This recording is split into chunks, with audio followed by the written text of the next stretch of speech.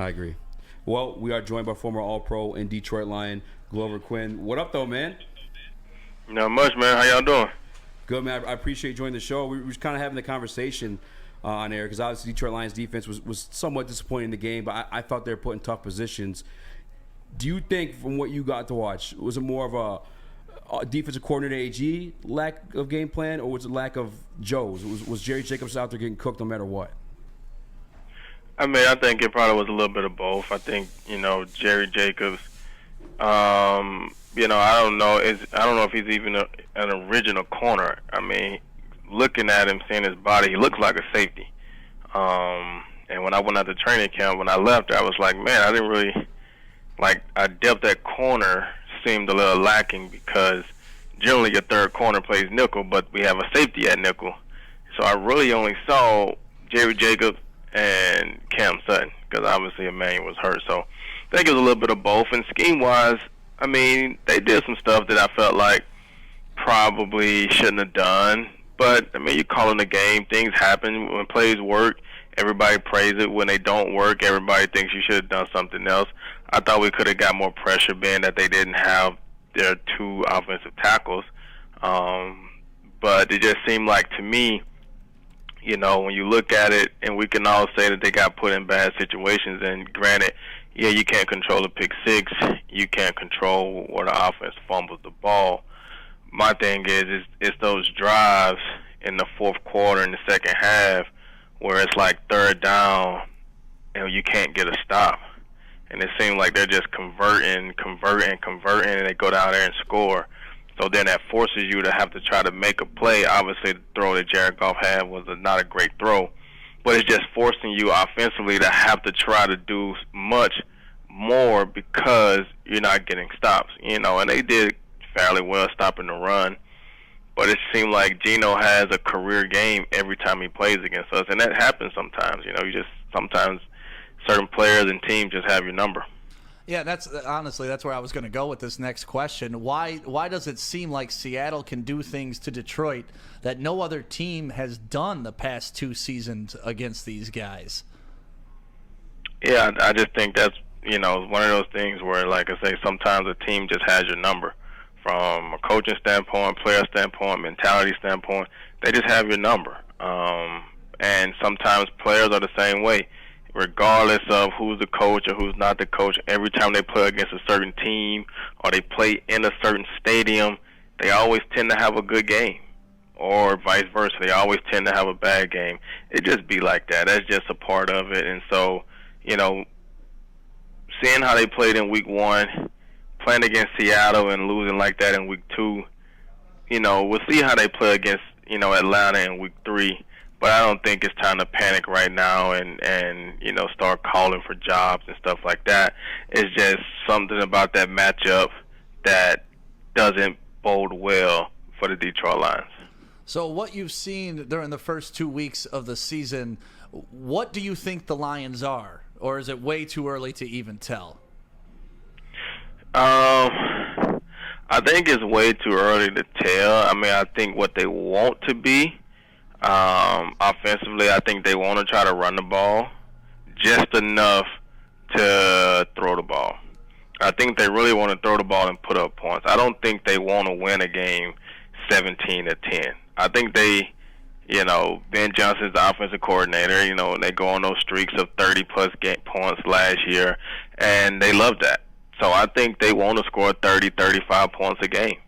And so even if the run game is working and they're getting 6, 7 yards a pop, I don't think they'll run the ball 5 times in a row just because the defense can't stop them. I mean, you look at the first game of the season. They came out in first play of the season, they get 7 yards on a run play. And then the next 2 plays are passes. Yeah. So I think they want to light up the scoreboard. They run it just enough to keep the play-action game open, just enough to keep you honest. But I don't think if the run game is just going and they're getting 4, 5, 6 yards a pop, that they'll run the ball 35 times a game and only throw it 20. That's just my opinion. Defensively, I don't really know. I think they, C.J. Gardner-Johnson tried to bring some attitude, some this to that defense. But at the end of the day, you got to get pressure on the quarterback, and you got to create turnovers. You got to figure out a way to get the ball. And, losing him is going to hurt tremendously. Losing James Houston, that's going to hurt, So they got to figure some stuff out. And I don't really know exactly what they want to be on defense. Are they a man team that just blitzes? Are they a zone team that blitzes? Are they like a quarters team? I don't really know what they want to be defensively. GQ, I wanted to ask, I guess, like just from last year into this year, what is your assessment of AG as a defensive coordinator in general beyond the Seattle Seahawks game? I mean, I think he's done, fairly well for what he's had to work with. They've tried to build a system. They've had a bunch of young guys. They've had a lot of injuries and stuff going on. And I think, a lot of times when you want to run a complex system and be able to mix things up on the front seven, you got to have good secondary play.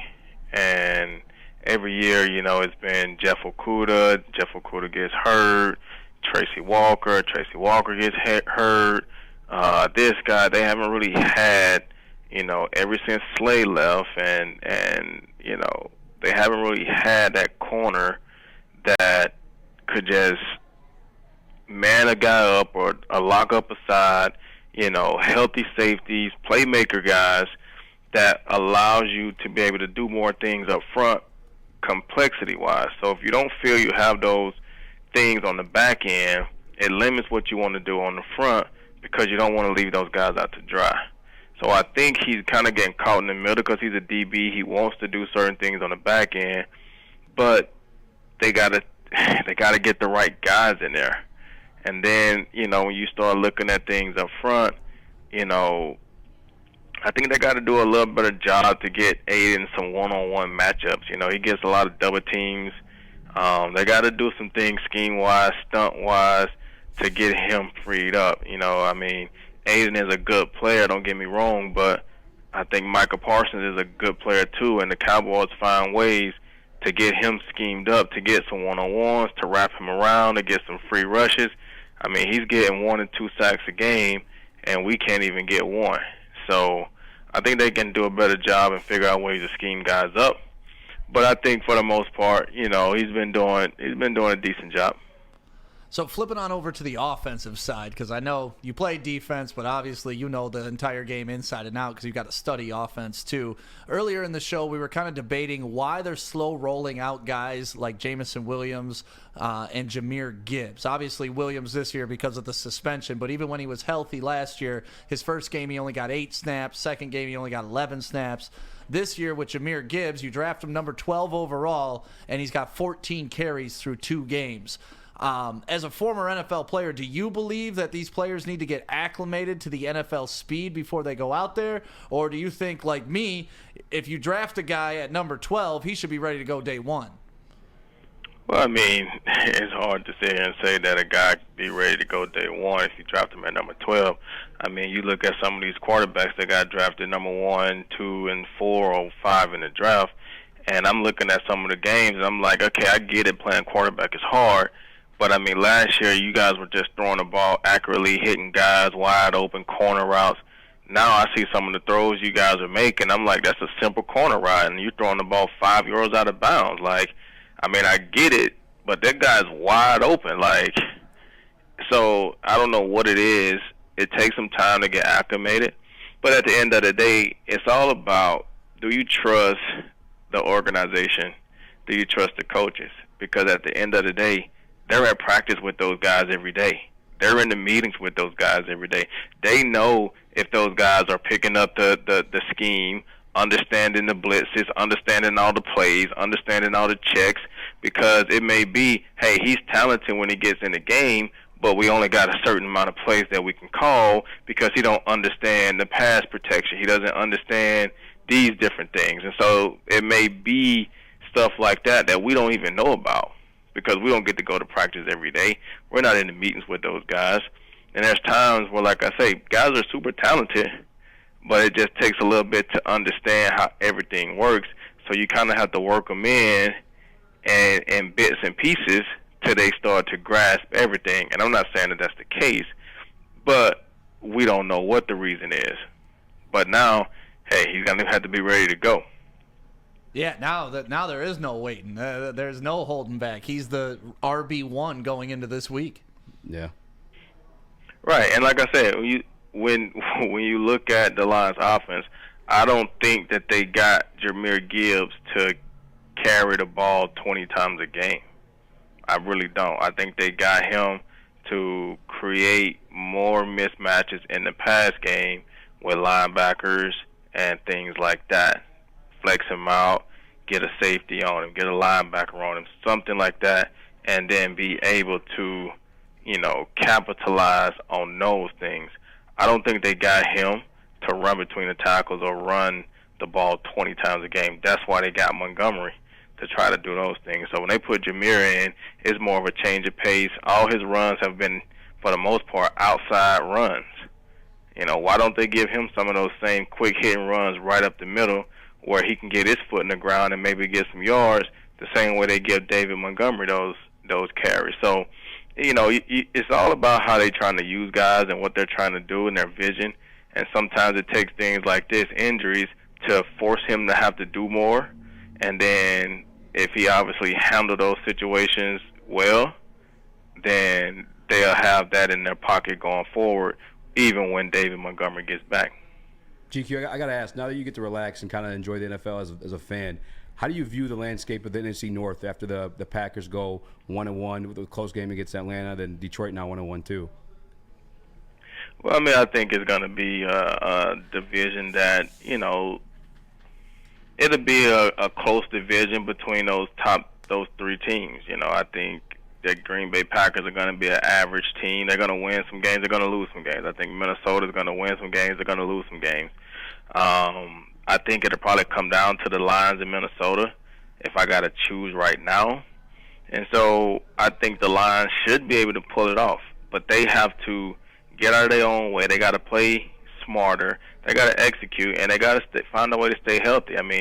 This is a big game coming up, and the thing about these last three games is these have all been NFC games. Mm-hmm. Right? So, I guess 2 games. Playing against Seattle, that's an NFC game. They lost that game. Right? Playing against Atlanta coming up, that's an NFC game. And when you look at the NFC South, the Saints are 2-0, Atlanta's 2-0, the Bucs are 2-0. And no, we don't expect either one of those teams to go and win the Super Bowl, but one of those teams are going to have to win a division. That means the other team is going to be looking for a wild card. When you look at the West, the 49ers at this point look like they're going to win that division. That means the Rams and Seattle are going to be looking for a wild card. And you don't want to lose this game, and now you're 2 tiebreakers behind those guys, to where if you don't go and win your division, it's going to be hard to get in from a tiebreaker standpoint with these losses. So they got to go out and win this game on Sunday. GQ, real quick, obviously CJGJ is gone for quite possibly the season now with the torn pec. But now Tracy Walker is going to look towards him to step in. I know you were there when he first came to the league, a little bit of a mentor for him. What are some of the highlights and strengths of him that you may see out of him starting out with the Detroit Lions? Well, he's obviously experienced. He's played. He understands. He can make plays.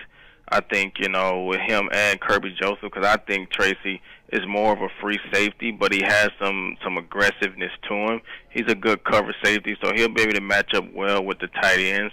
He's a good tackler as well. He's a rangy guy.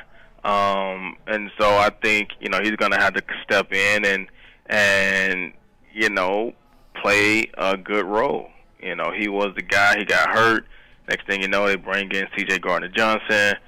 Kirby Joseph had a good year last year, so then those 2 guys come in, and they're the starters this year, and now you're trying to find your way back. But 2 or 3 years ago, they paid you good money to be their guy. And I was expecting them to figure out a way to trade him in, this season with cuts coming up, because you had Gardner, you had Branch, you had Kirby Joseph. So I'm like, they're paying Tracy a lot of money to be a backup safety. Mm-hmm. Right? So I'm like, I don't think they'll cut him, but I think they'll look to trade him. they didn't, and it paid off because now in week 2, week 3, you need him to step in. You just need him to step in and be ready to go. He obviously had the Achilles injury, so we're hoping that that's fine, ready to go, and he can hold up, because if not, now that secondary depth gets tested because you lost your starter, you lost your backup. Now what do? Do you move Brian Branch back to safety? Okay, well then now we need another nickel. Who are those guys? And that could present some problems. We got a good question in our chat right now, too.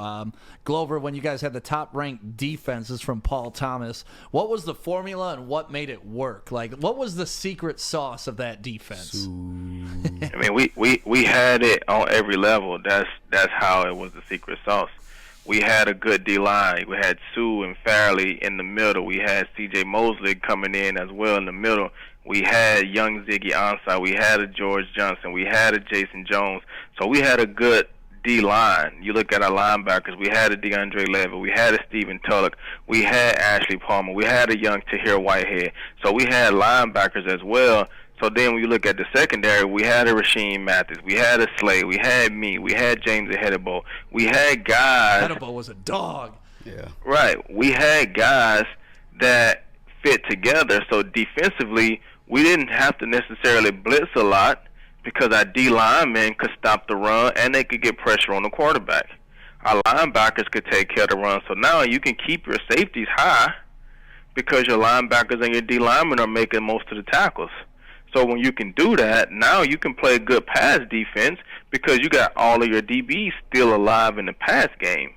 And then they're not just running it down your throat because you got a D lineman and linebackers that can stop the run, and the safeties don't have to get involved as much. So when you can do that on all three levels, you're going to end up having a good defense. You look at the 49ers, they got a good D-line, they got good linebackers, and then you can have good secondary play, right? Every time you look at it, you're going to have three levels. If you don't have three levels, you're going to be hurting. You can have the best secondary, but if they can't get pressure on the quarterback and he gets to hold the ball all day, then it's going to be tough on that secondary. You can have the best D lineman, but if he can get rid of the ball in 2 seconds to wide open guys, they're not going to be able to get there. So you got to have it on all three levels. So the D-line got to be good enough to be able to get pressure on the quarterback without having to send blitzes every time. Because every time you send a blitz, you're taking guys away. So that puts more pressure on somebody else. If the blitz don't get there, now we're left out to dry. Right. Mm-hmm. So that's game, what you got to have. Right. You got to have guys that can get to the passer without a blitz. You got to have linebackers and D linemen that can stop the run without adding a safety. And then you got to have secondary guys that can hold up and cover to give those guys time to work. And when you do those things consistently, get turnovers and stuff like that, you're going to end up playing good defense over the course of the year. That's why I think the lack of pass rush in that Seattle game is partly why they're getting cooked in the secondary. He had all day. They went 7 quarters without a sack. 7 quarters to start the season without a sack. That's problematic. Yeah. GQ, I know you get a lot of questions about coaching, and I know you're retired. You still doing the framework stuff for the jerseys? Oh yeah, I was in there working today. Any future endeavors you got going on you want to shout out before we let you get going? Oh man, that's really about it, man. I do my framing, man. Y'all can check it out. It's fun. It's a hobby. I mean, I wouldn't necessarily say a hobby because I've kind of started a little business with it. But it's fun. It's just something that I like to do, and it keeps me going. I get all the questions all the time about coaching and this and that. And I mean, NFL coaching is not something that I aspire to be. It's a little too much for me right now. I got 3 young boys myself that are 13, 11, and 8 years old. So they're in the prime of their youth kind of sports and growing up. And so it's just very hard for me to just take myself away from them to go and coach, grown men. And, my own kids are getting left out. And so that's some things that kind of, keep me away from that aspect. I'm always open to help out any way that I can. But it's just difficult for me to go and take a coaching job. So I don't even think about that. I just kind of do what I do and chime in wherever I can. GQ, before I let you get going, last thing. Detroit Lions, Atlanta Falcons this weekend. Who you got? Well, I mean, I got to go with the Lions. I don't feel like I can just say the Falcons. I think it's going to be a tough game. I think the Falcons are a tough team. They're young. The running back is good. They got wide receivers. They got a good tight end. You know, I mean, that tight end last week was killing us. You know, this tight end, Kyle Pitts, I mean, he's way more athletic than Fant or whatever that tight end. Better than Will Dissly and Noah Fant? Right. Good, so, I mean, we're going to have our hands full, especially missing the pass rusher and our safety. And so, you know, defensively they play well. I mean, they were getting beat by a couple of scores against Green Bay, and they were able to hold up defensively and offensively, get back in the game, and they end up winning that football game. So it's not going to be an easy game for them. And so they got to lick their wounds quickly, heal up, get back to work, and come out Sunday ready to go. GQ, I appreciate you as always, man. Yeah, appreciate your time, man. All right, man. Thank you, guys. Appreciate it.